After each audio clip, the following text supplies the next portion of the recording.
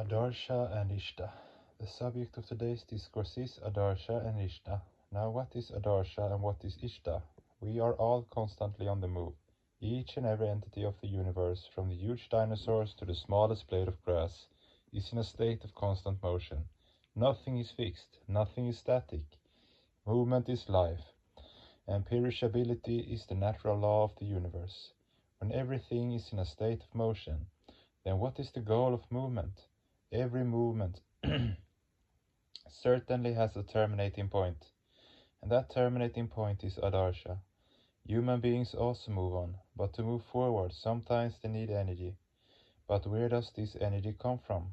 The source of all energy is Paramapurusha. With his energy, all entities are moving. No living being has its own energy. Endowed with the energy of Paramapurusha, it moves forward towards its Adarsha. Is there any difference between Adarsha and Ishta? This is a knotty question indeed. Adarsha is that which is the very goal towards which all entities are moving. The word Adarsha is derived from A plus drish minus drish plus gain. With the feminine suffix unish is added to the word Adarsha, we get the word Adarshi, which means a mirror. What human beings wish to become is their Adarsha. Human beings are constantly on the move, but the question is, what is the culminating point? The point they reach at the end of their movement. Take the case of a small child. It is always weak and powerless. If it wants to be strong, it has to undergo regular physical exercises. If the child grows strong and powerful through physical exercises, that is its Adarsha. That is to say, Adarsha is a state endowed with particular qualities. Now, when human beings do not move towards that state, what happens? I have just said that movement is the law of the universe. It is a providential decree that movement is a must for all. Sharaveti, sharaveti. Proceed on, proceed on. Naturally, human beings must keep on moving ceaselessly. But supposing one does not have a goal, then one's movement will be like that of a rudderless ship sailing on a stormy sea. If you keep rowing a boat without a fixed goal, all your labor will go in vain, your time will be wasted, and you will also run the risk of being caught in a whirlpool. Therefore human beings must always have an Adarsha, an ideology before them. Now what is Ishta? The word Ishta has two meanings. The entity which you love most, or which is your most favorite, is your Ishta. Now the question is, what is the most favorite object? Every microcosm has an existential I feeling, and every microcosmic I feeling is an expression of the greater I feeling. Now each microcosm has two I's. One is the small I, and the other is the greater I. Paramapurusha is the greater I. The small I is finite happiness, whereas the greater I represents infinite happiness. Every microcosm desires finite happiness, but the dearest object of all is infinite happiness. Finite happiness is an individual's affair, whereas infinite happiness is an universal affair. Infinite happiness is that aspect of Paramapurusha which is generally called personal God. According to philosophy, the supreme entity who controls this universe is Paramapurusha. He is also the nucleus of the cosmological order. But the Paramapurusha of philosophy, the hub of the universe, is a formless, impersonal entity, whereas human beings always prefer a personal God whom they can love and to whom they can explain the pleasures and pains of their life. Human beings cannot feel extreme love and affection towards an impersonal God or philosophy because that is only a metaphysical concept, and the human heart cannot fully identify itself with an abstract idea. People cannot reveal the stories of their joys and sorrows, pains and pleasures, loves and affections to an abstract idea. They want a personal God to whom they can fully convey their feelings and sentiment. This is an absolute necessity. Human beings do not search for their God in distant nebulae and meteors. They seek him right near them, in their very midst. They want to accept him totally as their shelter in life. In the play of abstract imagination, people may derive some temporary satisfaction, but not lasting peace. The God of philosophy cannot provide complete fulfillment to people's deep internal urges. They want one to whom they can open their hearts. Such an entity is one's Ishta. What is the difference between Dharma and Ishta?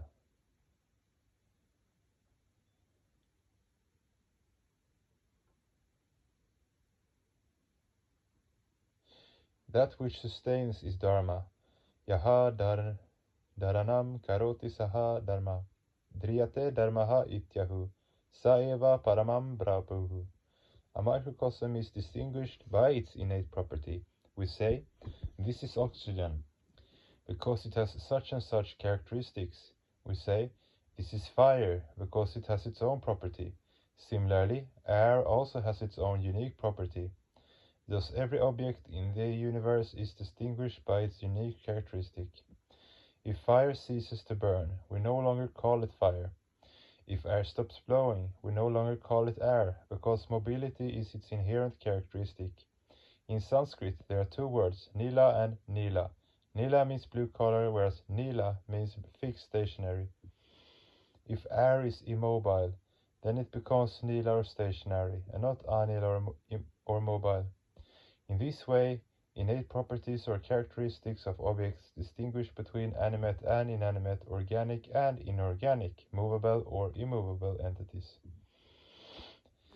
Human beings, animals and plants all have life, just as plants have certain common characteristics. Animals too have certain common characteristics. Of the numerous differences between plants and animals, the major difference is that plants are relatively static, whereas animals are dynamic. Now, if plants become more dynamic, then they too will come within the category of animals. Now, what is the difference between human beings and animals? Human beings follow Bhagavata Dharma, but animals do not. The common characteristics shared by humans and animals are eating, sleeping, and dying. But human beings have the unique property of Bhagavata Dharma, which is lacking in animals. This is the speciality of human beings. Now, if this unique characteristics is lacking in human beings, then they will degrade themselves to the level of animality, and if animals develop these characteristics, then they will be elevated to the status of humanity. What are the special characteristics of Bhagavata Dharma? They are Vishtara expansion, Rasa flow, Seva service, and Tadstiti realization of the Supreme. The first criterion of human greatness is the spirit of expression. Human beings want to give an aesthetic expression to all internal feelings and propensities. This is the first aspect of Bhagavata Dharma Vishtara. Rasa means flow. Endless waves are emanating from the hub of the cosmological order and surging in troughs and crests in all directions. These macrocosmic thought waves are dancing according to the cosmic will of Paramapurusha. Human beings are also dancing in the rhythm of these aesthetic waves to the tune of the sweet music cadence of Krishna's flute, as he remains in the nucleus of the universe. This is the second aspect of Bhagavata Dharma. The third aspect is seva or service. Now what is service? Pranipatena pariprashnena sevaya. Among animals there is no spirit of service, but among human beings it is certainly present. Pranipatena means through total surrender. Pariprashnena means through proper queries, and Sevaya means through service. That is, Paramapurusha is attainable through total surrender, spiritual queries, and selfless service. Paramapurusha himself does not require any service, but in this universe, each and every created object is his progeny. If you serve the children of Paramapurusha, if you serve the distressed and afflicted human beings, if you render all-round service to humanity in the physical, mental, mundane, supramundane, social and spiritual spheres of life, Paramapurusha would surely be pleased. This is the real service to the Supreme. If you want to please a mother, simply serve her children and the mother will be pleased. This is the third aspect of the Bhagavata Dharma. Service is always unilateral or one-sided. That is the major difference between service and business, for business is mutual. Give some money and take something. Say, pulses in return, the transaction is mutual, but service is quite different. It is always unilateral. You give something to Paramapurusha without asking for anything in exchange. When you offer everything unto Paramapurusha, what else can he ask for? Moreover, who will ask when you have offered everything to Paramapurusha? Then you have become one with Paramapurusha. What else can he ask for?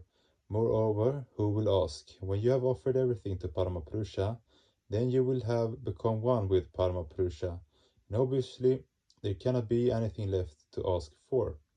The fourth aspect of Bhagavata Dharma is Tasthiti. It means to merge your individual identity in him, your supreme goal. I have already said that Paramapurusha is Taraka Brahma. He is your Ishta, your personal God. This is not a theoretical concept. The human mind can be delighted with some philosophical ideas, but the heart is not satisfied thus. This fourfold Bhagavata Dharma is like a silver line of demarcation between human beings and animals. Bhagavata Dharma is the human Dharma, Manava Dharma. Besides this, there is no other Dharma for humanity. In the Bhagavad Gita, Lord Krishna proclaimed, Shreyan Svadharma Vigunaha Para Dharmat Svanushtitat. What is Paramadharma or others Dharma? Here Paramadharma means that Dharma which is followed by plants and animals. The Dharma of human beings is Bhagavata Dharma. Animals and plants also have their own Dharma, but this should not be followed by human beings. Thus Lord Krishna further declared, Svadharma Nidanam Shreyaha Paradharma Bhaya Vaha. Death is preferable to neglect of one's own Dharma.